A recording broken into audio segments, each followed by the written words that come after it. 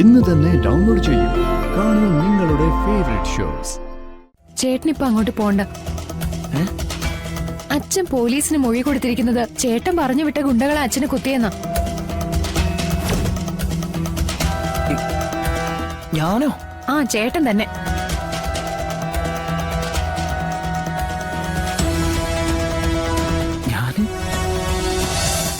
ഇതിന്റെ സത്യാവസ്ഥ എന്താണെന്ന് എനിക്കറിയില്ല. വിഷ്ണുവേട്ടൻ ഇപ്പൊ ഇവിടെ ഇല്ല. അതുകൊണ്ട് നടന്നത് എന്താണെന്ന് ചോദിച്ചറിയാനും പറ്റില്ല. എന്തായാലും ഞാനൊന്ന് വിളിച്ചു നോക്കട്ടെ. ശരി മാഡം, ഞങ്ങൾ വെയിറ്റ് ചെയ്യാം.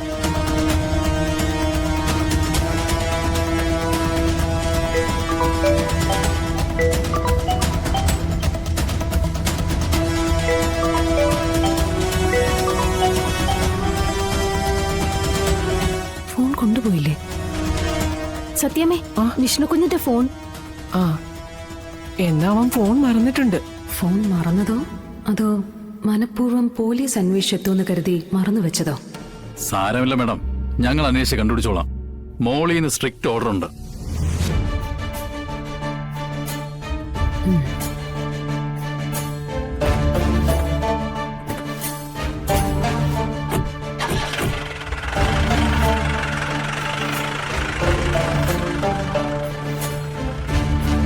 ശാലിനി, വിഷ്ണു.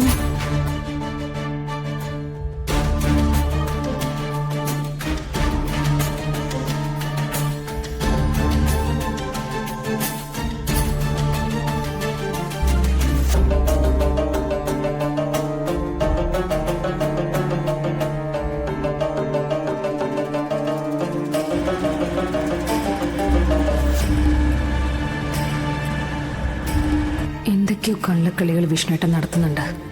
ഇന്നലെ രാത്രിയിൽ എവിടെ പോയി എന്നതിനും മറുപടിയില്ല. 10 ലക്ഷം രൂപ ആർക്ക് കൊടുക്കാനെന്ന സത്യാമ്മയുടെ ചോദ്യത്തിനും മറുപടിയില്ല. പോലീസുകാർ പറഞ്ഞതനുസരിച്ച് ഈ പറയുന്ന വേലായുധനെ കുത്തിയത് അപ്പൊ വിഷ്ണുവേട്ടൻ തന്നെയാണോ? ആണെങ്കിൽ എന്തിന്? വിഷ്ണുവേട്ടനും ഈ കുത്തുകൊണ്ടു കിടക്കുന്ന വേലായുധനും തമ്മിൽ എന്താണ് ബന്ധം? അറിയണം, അറിഞ്ഞേക്കും. എന്താണ് എന്നിൽ നിന്നും വിഷ്ണുവേട്ടൻ മറച്ചു പിടിക്കുന്ന രഹസ്യം? അതറിയുക തന്നെ വേണം.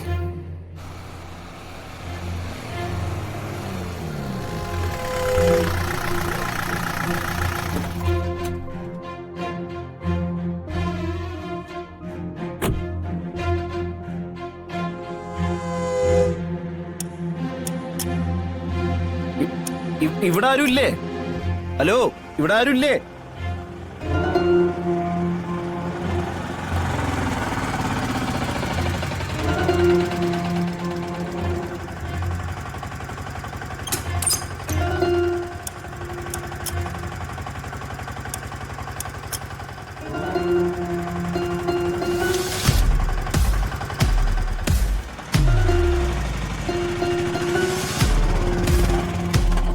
എന്താ?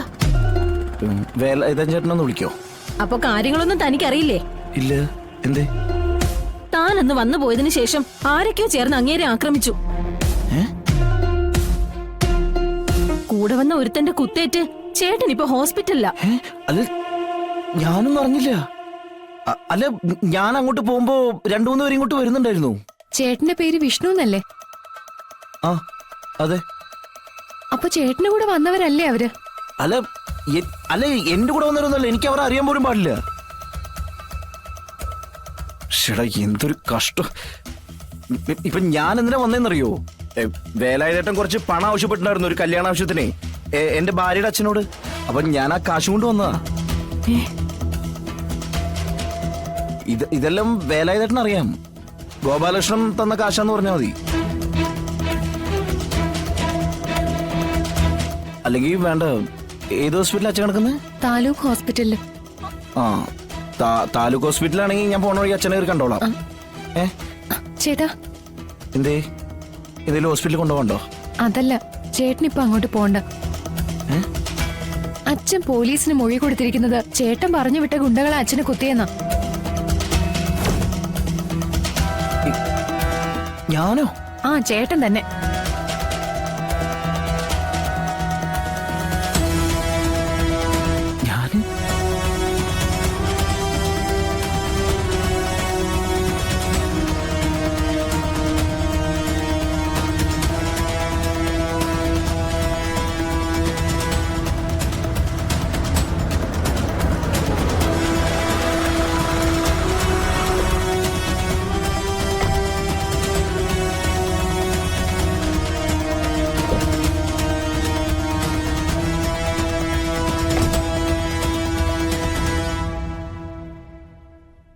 മാഡം, മാഡത്തിനൊരു വിസിറ്റർ ഉണ്ട്.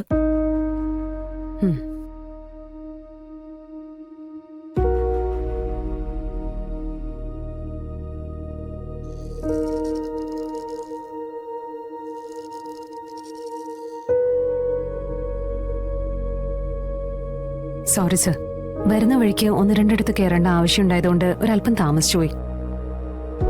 സാർ വന്നിട്ട് ഒരുപാട് നേരം ആയോ? ഇല്ല, ഒരു 5 മിനിറ്റ്സ്. ഓക്കെ സർ, ഇനി കാര്യങ്ങൾ പറയാം.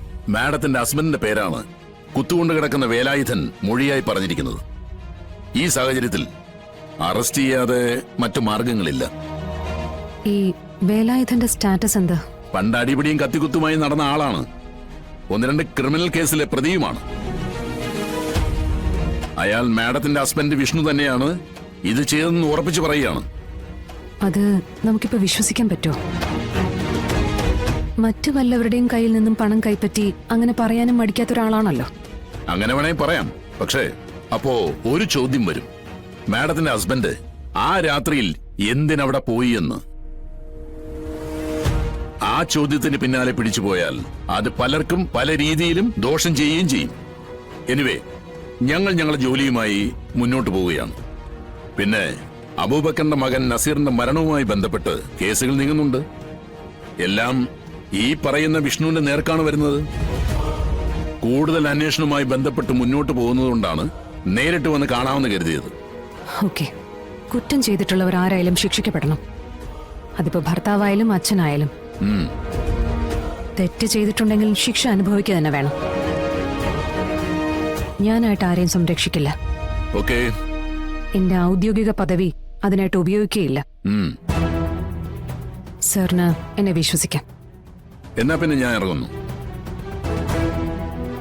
ചിലപ്പോ എനിക്കിനിയും മാഡത്തെ ബുദ്ധിമുട്ടിക്കേണ്ടി വന്നേക്കാം. Okay, with pleasure.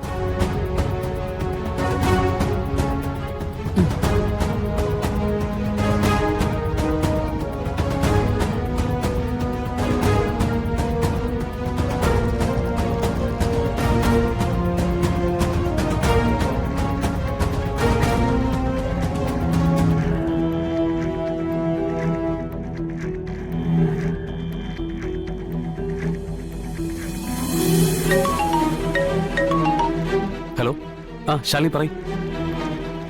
എനിക്ക് അത്യാവശ്യമായിട്ട് അർജുനേട്ടനെ ഒന്ന് കാണണം.